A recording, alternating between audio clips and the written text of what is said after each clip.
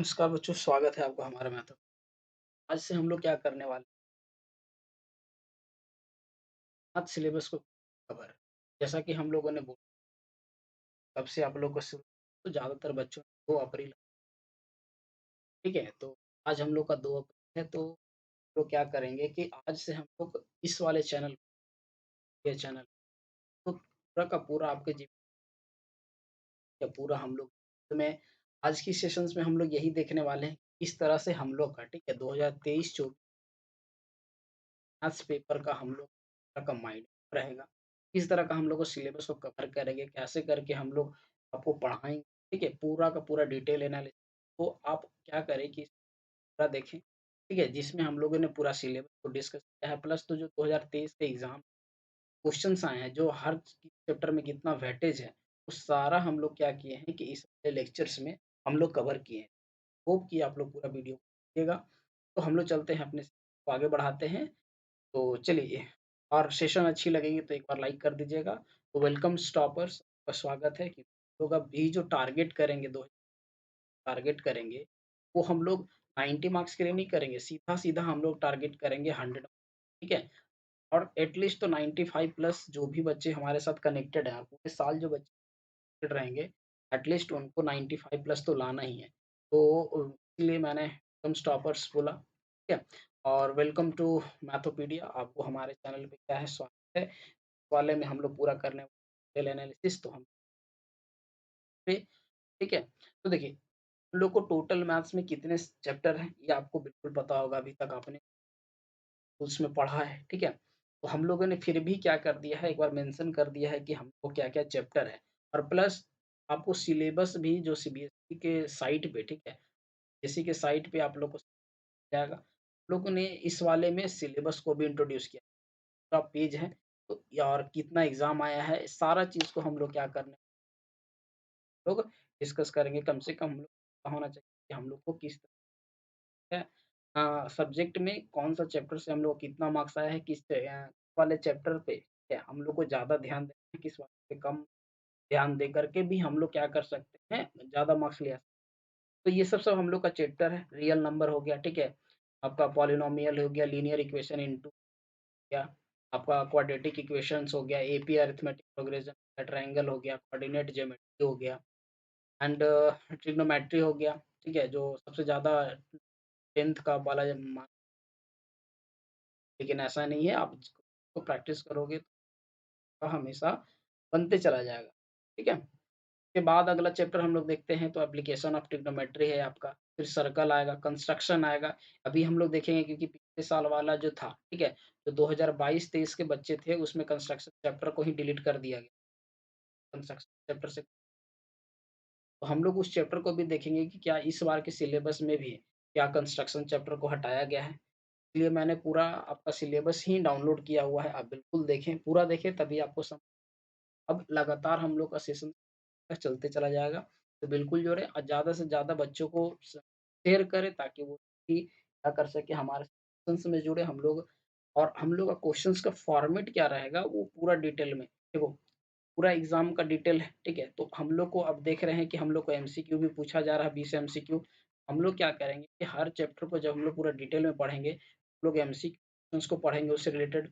अगर 2 मार्क्स का क्वेश्चन उससे आता है उसको करेंगे, अगर 5 मार्क्स का क्वेश्चन आता है वो भी करेंगे। तो इस तरह का हम लोग को हर एक चैप्टर का इस तरह लोग साथ में ही चैप्टर वाइज़ क्वेश्चन करते चले, ऐसा नहीं है कि हाँ, एक बार में हम लोग पूरा करेंगे, नहीं, वैसे फिर हम लोग का प्रैक्टिस नहीं। लास्ट में at the end of the year जब हम लोग का दिसंबर में जब हम लोग का सिलेबस कर रहे हैं कि दिसंबर में हम लोग का पूरा मैथ्स का सिलेबस क्या हो जाएगा, खत्म हो जाएगा। तो उस समय हम लोग लगातार 2-3 मंथ जो वो पूरा का पूरा हम लोग क्या करना, एकदम मॉक टेस्ट लगातार हम लोग सॉल्व करेंगे, कम से कम 20 सेट पेपर तो ज़रूर करेंगे। प्लस आपको क्या होगा कि हमारे जो वेबसाइट जो लॉन्च होंगे, ठीक है? उस वेबसाइट पे आप जा कर के हम आप प्रैक्टिस कर सकते हो, टाइमिंग तो वहाँ मिलेगा। तो हम लोग पूरा कोशिश किए हैं, इसीलिए आप लोग से पोलिंग किया गया था कि हम लोग सबसे धन्यवाद पोलिंग करने के लिए। उन 50 प्लस बच्चों के लिए हम लोग क्या कर रहे हैं, क्लास कोशिश करते हैं कि आप अपना काम करेंगे, ठीक है? लोग शेयर्स करेंगे जिससे लोग आपके लिए और मोटिवेट तो यहाँ पर हो गया रिलेटेड सर्किट हो गया, फिर मेंसुरेशन आता है आपका, स्टैटिक्स होता है, प्रोबेबिलिटी। तो ये हम लोग का लगभग 15 चैप्टर है अकॉर्डिंग टू एनसीईआरटी, ठीक है? इसके बाद अगर हम लोग बात करें कि डायरेक्ट सिलेबस की, तो ये देखो, ये हम लोगों ने डायरेक्ट उठाया है, आपका कोर्स स्ट्रक्चर है, ठीक है? यहाँ पर नंबर सिस्टम जो है, नंबर सिस्टम से जो क्वेश्चन आया है आपका क्वेश्चन, ठीक है? ये डिटेल एनालिसिस है, ठीक है? इस बार का है आपका किस तरह से हम लोग को क्वेश्चन पूछा जाता है, एक बार का यही फॉर्म, ठीक है? आपका 6 मार्क्स का आपको क्वेश्चन यहाँ से रहेगा, अलजेब्रा से रहेगा 20 मार्क्स क्वेश्चन, कोऑर्डिनेट ज्योमेट्री है, फिर आपका ज्योमेट्री है, ज्योमेट्री से 12 मार्क्स का, ट्री मेंसुरेशन से और स्टैटिक्स से टोटल 80 मार्क्स का ये क्या किया जाता है, पूछा जाता है। अब रही बात की नंबर सिस्टम जो हम लोग का पहला चैप्टर है, ठीक है? आप ध्यान से सिलेबस को तभी जा कर के आपको समझ आएगा कि हम लोगों को किन चीज़ों को पढ़ना है, कि बेफिज़ूल का हम लोग वो सारा चीज़ को हम लोग को पढ़ने, अगर आपको लगता है कि आप नॉलेज के बेसिस पे अगर पढ़ना कर दीजिएगा, हम लोग टॉपिक को at the end of the topic हम लोग विल डिस्कस योर डाउट्स, ठीक है? और आई होप कि हम लोग ऐसा कोशिश कर रहे हैं कि आप लोग को डाउट नहीं रहेगा।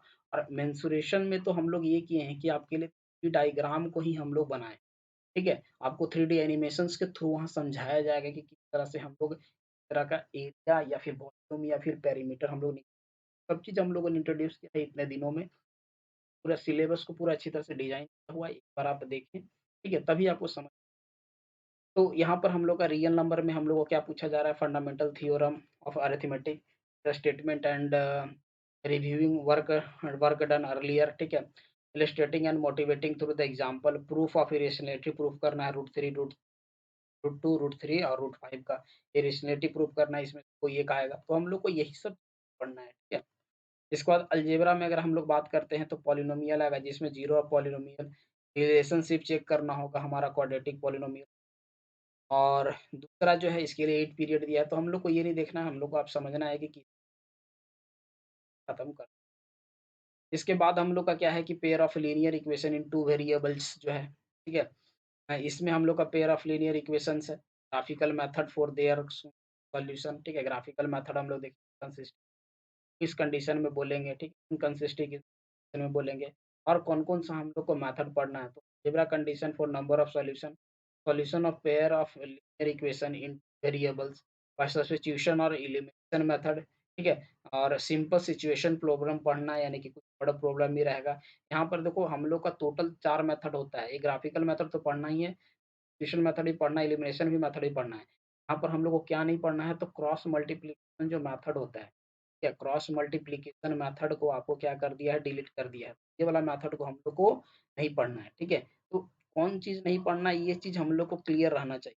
तो यहाँ से इस टॉपिक को हम लोग को हटा दिया गया है, क्रॉस मल्टीप्लिकेशन। इसके बाद अगर बात करें इसमें क्वाड्रेटिक इक्वेशन में, तो वो रहा standard format of x square plus ये हम लोग को देखना है। Solution of quadratic equation on real number by the factorisation देखना है, by using the quadratic formula देखना है, और रिलेशनशिप देखना है discriminant and nature of roots का, ठीक है? यानी कि जब डी जब आपका इक्वल टू 0 रहेगा, जब डी ग्रेटर देन 0 रहेगा, जब डी लेस देन 0 रहेगा, तो क्या क्या कंडीशन होता है, इस चीज़ को हम लोग को क्या किया गया है, इसमें डिस्कस करना है हम लोग को। फिर situational problem based on the equation related to the day activity, यानी कि कुछ हम लोग को आपका वर्ड प्रॉब्लम से रहेगा, जिसमें हम लोग का डेली लाइफ में जो हम लोग का रियल लाइफ में जो वर्ड प्रॉब्लम जो बनता है, ठीक है? उस चीज़ को क्या किया गया है, डिस्कस किया गया। इसमें भी हम लोग का देखा जा रहा है, एक टॉपिक हम लोग को नहीं पढ़ना है, तो कंप्लीटिंग स्क्वायर मेथड जो है, ठीक है? पिछले साल भी इस टॉपिक को हटाया गया था, इस साल भी कंप्लीटिंग स्क्वायर मेथड को, ठीक है, आपको हटा दिया गया है। इससे हम लोग को रूट्स फाइंड करने के लिए मेथड हमको नहीं पढ़ना, ठीक है? तो क्लियर है यहाँ तक का? अब बिल्कुल देखिए, मैंने डिटेल एनालिसिस इसलिए बनाया है कि आप लोग को ये पता हो कि आराम से आपको पढ़ सके। क्योंकि ये अगर पता चल गया, बार-बार मैं इस बात को बोल रहा हूँ कि अगर आपको ये पता चल गया तो आपका बहुत सारा टाइम बचेगा, बेफिज़ूल का हम लोग को टाइम लैप्स नहीं करना है, ठीक है? तो यहाँ पर क्रॉस मल्टीप्लिकेशन नहीं पढ़ना है, यहाँ पर कंप्लीटिंग स्क्वायर मेथड हम लोग को नहीं, ठीक है? क्लियर? आगे बढ़ते हैं। आगे अगर बात किया जाए एपी में हम लोग को क्या बोल रहा है कि motivation for the studying arithmetic progression, derivative of nth term का पढ़ना है, फिर sum of first nth term पढ़ना है, ठीक है? And AP and their the application in solving the daily life problem, फिर से वही टॉपिक है, यानी इसका मतलब है कि इसमें कुछ रिलेटेड नहीं है, पूरा का पूरा आपको पढ़ना है। अब बात करें अगर यूनिट 3 का, यूनिट 3 में हम लोग का आता है कोऑर्डिनेट ज्योमेट्री। कोऑर्डिनेट ज्योमेट्री में हम लोग को क्या देखना है, कि कांसेप्ट ऑफ कोऑर्डिनेट ज्योमेट्री देखना है, ग्राफ ऑफ लीनियर इक्वेशन देखना है, डिस्टेंस फार्मूला को पढ़ना है, सेक्शंस फार्मूला को पढ़ना है, अब इंटरनल डिवीजन पढ़ना है। एक्सटर्नल डिवीजन को हम लोग को नहीं पढ़ना है और प्लस में जो एक और फार्मूला जो हम लोग को आता है एरिया ऑफ ट्रायंगल निकालने के लिए, ठीक है? ये वाला फार्मूला पर हाफ x1, ठीक है? y2 माइनस y3 इस तरह करके हम लोग का एक फार्मूला रहता है, ये भी हम लोग को इसमें नहीं। क्लियर? और फिर से मैं बोल रहा हूँ कि हम लोग को इंटरनल डिवीजन पढ़ना है, एक्सटर्नल डिवीजन नहीं पढ़ना है, ठीक है? लेकिन एक्सटर्नल डिवीजन का हम लोग फार्मूला देख लेंगे। सिर्फ डिस्टेंस फार्मूला और सेक्शन फार्मूला पढ़ना है, हम लोग को एरिया निकालने के लिए हम लोग को नहीं दिया जा रहा कोऑर्डिनेट। तो इस टॉपिक को हम लोग को क्या करना है, नहीं पढ़ना, ठीक है? तो ये आपको बिल्कुल एकदम क्लियर रहना है, हो जाना है कि एकदम दिमाग ही नहीं लगाना है कि हम लोग को कॉन्सेप्ट पढ़ना है। तो फर्स्ट जब उधर मैं क्लियर बताया, इधर हम लोग का क्या है था कि आपको ये बताया गया कि कौन-कौन सा हम लोग का आ रहा है। अब बात करें अगर ज्योमेट्री में, ठीक है? यूनिट 4 अगर बात करें ज्योमेट्री में, तो इसमें देखो, इसमें हम लोग का ट्रायंगल जो 6 चैप्टर है, इसमें हम लोग को क्या बोल रहा है कि एग्ज़ाम्पल्स हम लोग को देखना है, डेफिनिशंस आप लोग देख लेना है कि सिमिलैरिटी क्या होता है, सिमिलैरिटी का कंडीशन क्या है, व्हाट इज़ सिमिलैरिटी, कांग्रुएंसी क्या होता है। फिर counter example of similar triangle, क्या-क्या एग्ज़ाम्पल्स है, यानी कि आपको थ्योरम जो है, थेल्स थ्योरम जिसको बोला जाता है, ठीक है? तो हम लोग को देखना है। फिर यहाँ पर ये 4 चीज़ जो है, ठीक है? इस चीज़ को हम लोग को क्या करना है, प्रूफ करके पढ़ना है, तो हम लोग देखेंगे। तो आई थिंक लगता है कि लास्ट का जो हम लोग का चैप्टर है 6.4 और 6.5 उस चीज़ को हम लोग को शायद नहीं पढ़ना है। पिछले बार भी ये चीज़ को हटा दिया गया था। इस बार भी हम लोग को लग रहा है कि इस चीज़ को हटा दिया गया है, ठीक है? के बाद अगर बात करें सर्कल में, तो टेंजेंट ऑफ सर्कल हम लोग को पढ़ना है। ये सर्कल हो गया, ये पॉइंट अगर एक पॉइंट पे टच करता है तो ये टेंजेंट हो गया, पॉइंट ऑफ कांटेक्ट पढ़ना है, पॉइंट पे टच करता है। फिर इसमें हम लोग का 2 थ्योरम है, 2 थ्योरम को हम लोग को प्रूफ करना है, ठीक है? ये थ्योरम हम लोग का था, तो बिल्कुल प्री डिफाइंड है। हम लोग ये सब पिछले वाले जो हमारे ऑफ़लाइन के बच्चे थे, ठीक है? उस वाले बच्चे को भी हम लोग पूरा इस सिलेबस को एकदम लिखा दिया गया था कि आपको क्या पढ़ना है, क्या नहीं पढ़ना है। इस पहले ही लेक्चर में हम लोग क्या करने वाले हैं, कंप्लीट करने वाले हैं। तो या तो आप इसको आप ज़्यादातर सीबीएसई वाले बच्चे क्या करते हैं, उन लोग के पास नो हाउ आप लोग के पास मोबाइल रहता है, ठीक है? ऐसा नहीं है कि आप लोग के पास मोबाइल नहीं रहता है। तो अगर नहीं भी रहता है तो कोई दिक्कत नहीं है। ऐसा नहीं है कि सारे बच्चे के पास मोबाइल नहीं रहे। तो आप इसका स्क्रीनशॉट ले सकते हो, ठीक है? और नहीं तो फिर आप अपने सीबीएसई के साइट पे जा कर के आप डाउनलोड कर सको। तो हमारे डिस्क्रिप्शन में लिंक होगा, वहाँ से आप डाउन कर सकते हो। तो ये क्लियर है कि क्या नहीं पढ़ना है, एकदम क्लियर हो जाना है। बस उसके अकॉर्डिंग हम लोग का फ्लो बनेगा, फ्लो के अकॉर्डिंग हम लोग, तो ये हो गया हम लोग का सर्कल का आपका डिस्कशन। इसके बाद करते हैं हम लोग यूनिट 5 में डिस्कशन की अगर बात करते हैं, ठीक है? तो यूनिट 5 में हम लोग को क्या देखना है कि इंट्रोडक्शन ऑफ ट्रिग्नोमेट्री है, ठीक है? अब इंट्रोडक्शन ऑफ ट्रिग्नोमेट्री में हम लोग को क्या पढ़ना है? तो यहाँ पर ध्यान दो कि बोल रहा है कि trigonometry ratio of acute angle, right angle triangle, a proof of their existence, ठीक है? Motivate the ratio of the 0 degree and 90 degree. फिर वैल्यू, ये वैल्यू वाला हम लोग को पढ़ना है, यानी कि अकॉर्डिंग टू एनसीईआरटी 8.2 चैप्टर को भी पढ़ना है, 8.1 चैप्टर को भी पढ़ना है और 8 पॉइंट लगभग 3 चैप्टर्स को भी हम लोग को देखना है। और ट्रिग्नोमेट्री आइडेंटिटीज में है जो है ये वाला आपका sin square a plus cos square a is equal to 1, only the simple identity to be given, यानी कि इससे आप लोग को हल सिंपल सिंपल क्वेश्चंस आपको दिया जाएगा जिसको आपको क्या करना है, सॉल्व करना है। और हाइट एंड डिस्टेंस में एंगल ऑफ एलिवेशन और एंगल ऑफ डिप्रेशंस को कवर करना है, ठीक है? पूरा का पूरा हम लोग को पूरा पढ़ना है। फिर अकॉर्डिंग टू एनसीईआरटी ये चैप्टर आपका कौन-सा आता है? 9 आता है, ठीक है? में से हम लोग को टोटल 16 प्रॉब्लम है, 16 प्रॉब्लम को हम लोग आपको उस चैप्टर को डिज़ाइन हम लोग ऐसा किए हैं कि आपको उसमें एनिमेशंस मिलेगा, ठीक है? आप एनिमेशंस के थ्रू आराम से समझ सकते हो। इस तरह से हम लोग क्या करते हैं, क्वेश्चंस को सॉल्व करते हैं। देखो, क्वेश्चंस को सॉल्व करने से पहले क्वेश्चन को अगर समझ में आ गया तो आप कैसा भी बड़ा प्रॉब्लम रहेगा तो सॉल्व हो जाएगा, क्योंकि आप लोगों को केस स्टडी वाला क्वेश्चंस ज़्यादा पूछा जाता है। अब केस स्टडी वाला क्वेश्चंस आप लोग को ज़्यादा रहेगा तो आप लोग ये समझ नहीं पाओगे, तो कैसे सॉल्व करना है? तो हो ही नहीं सकता, पॉसिबल ही नहीं है। तो ये आपका यूनिट 5 में हम लोग को 3 चीज़ पढ़ना है, तो हम लोग इसको कवर करेंगे। इसके बाद आपका मेंसुरेशंस है, मेंसुरेशंस में हम लोग एरिया रिलेटेड टू सर्कल पूरा बोला जा रहा है। तो एरिया रिलेटेड टू सर्कल में 60 डिग्री, 90 डिग्री और 120 डिग्री में सेक्टर और सेगमेंट का हम लोग आ जाएगा। Plus problem based on area of perimeter and circumference, ये चीज़ को भी हम लोग वाले हैं, कवर करेंगे। और इसके बाद है सरफेस एरिया एंड वॉल्यूम, ये चैप्टर नंबर 13 की बात करें जिसको हम लोग में बोलते हैं। इसमें surface area and the volume of combination of 2 of the following cubes, cuboid, sphere, hemisphere, right circular, cylinder और कोन। अब इसमें एक चीज़ जो डिलीट किया गया है वो फ्रस्टम वाला पार्ट जो है आप, ठीक है? आपको फ्रस्टम ऑफ पार्ट डिलीट कर दिया है यानी कि area of frustum, volume of frustum इस चीज़ टॉपिक को फिर हम लोग को मेंसुरेशंस में नहीं पढ़ना है, ठीक है? उसके बाद अगर बात करें लास्ट यूनिट जो है यूनिट 7 हम लोग का स्टैटिक्स एंड प्रोबेबिलिटी। इसमें क्या है कि मीन, मोड, मीडियन पढ़ना है and mode of the group data क्या है, by model situation to be the avoided. मतलब कि हम लोग को इसमें mean mean math mode median है, तो इसमें हम लोग का जो ओगिव वाला है पार्ट, ओगिव वाला पार्ट शायद हम लोग को नहीं पढ़ना है, ठीक है? जो पिछले साल जैसे फिर नहीं पढ़ना था। और प्लस सिंपल मीन मेथड जो हम लोग सीखते हैं डायरेक्ट मेथड है, ठीक है? स्टेप डेविएशन मेथड रहता है, फिर आपका एज़्यूम मीन मेथड रहता है, तो इस पढ़ लेना है, ठीक है? Binomial situation to be avoided उसको अवॉइड किया गया है। इस चीज़ों को हम लोग को फिर से इसमें नहीं पढ़ना है।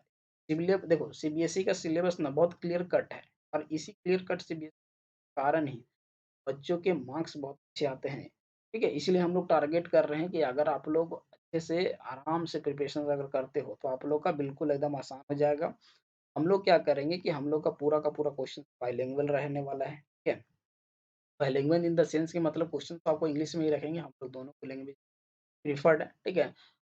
तो आप बिल्कुल आराम से ध्यान से हमारे साथ जुड़ें और कंटिन्यूटी बना कर के रखें क्योंकि हम लोग भी कंटिन्यूटी आपके लिए बिल्कुल बना के तो आपका काम है कि आप बच्चे को शेयर्स करें और बच्चे को बताएँ कि हाँ, ये द्वारा अच्छे कंटेंट दिए जा रहे हैं, प्रोवाइड किए जा रहे हैं जो रिलेटेड टू है और प्लस आपको जो क्या बोला जाता है कि जो एग्ज़ाम होगा, ठीक है?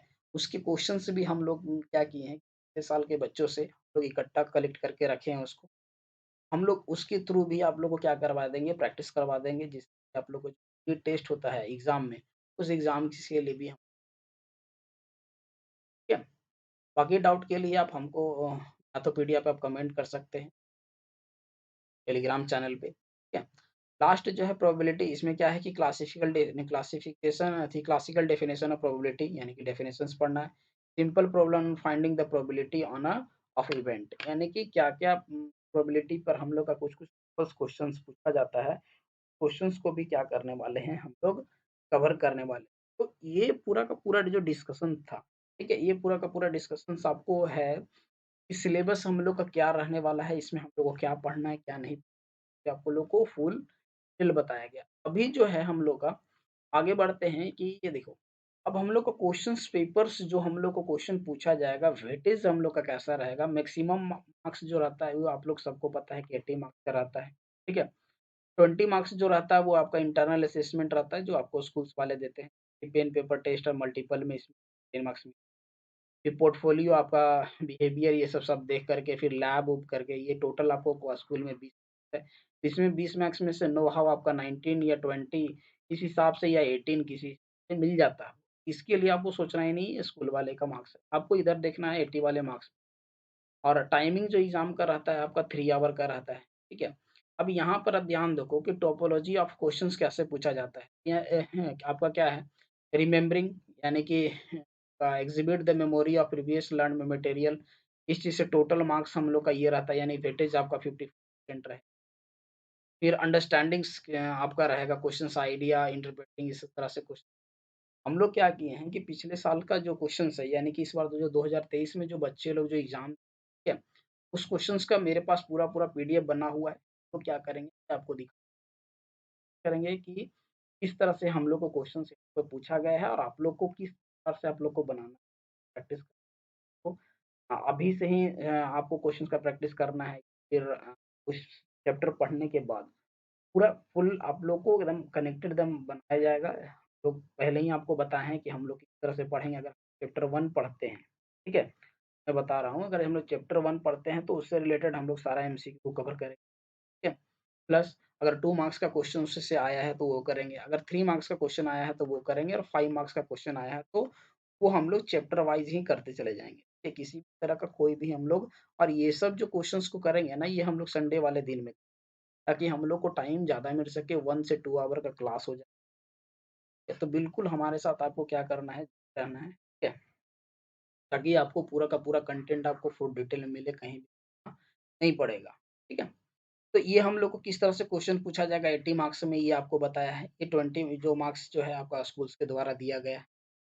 इसके बाद यहाँ पर फिर से देखो, ये हम लोग पूरा वहीं से आपका डाउनलोड करके लाए हैं, ठीक है? रिमेंबरिंग द एक्सिबिट, ये आपका वही सब चीज़ है। अब एक चीज़ ख़ासियत क्या है कि बहुत बच्चे लोग को ये डाउट रहता है कि sir which book is good for CBSE?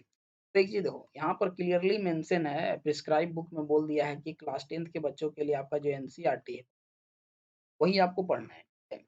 तो मेरी बात आप मानो, देखो जब मैं 10th का एग्ज़ाम दे रहा था, तो मैं लगभग एनसीईआरटी को 3 से 4 बार बना चुका।